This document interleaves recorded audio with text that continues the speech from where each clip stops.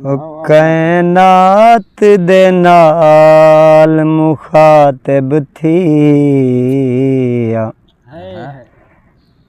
रब अर्श ते बाए फरमावे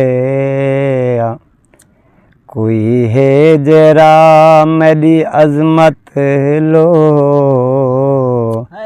चुप करके पुत्र कुहावे मेरी मनशा मन के पुत्रें को खुद तुलहनाक वलावे कर सजदाया रिफ कर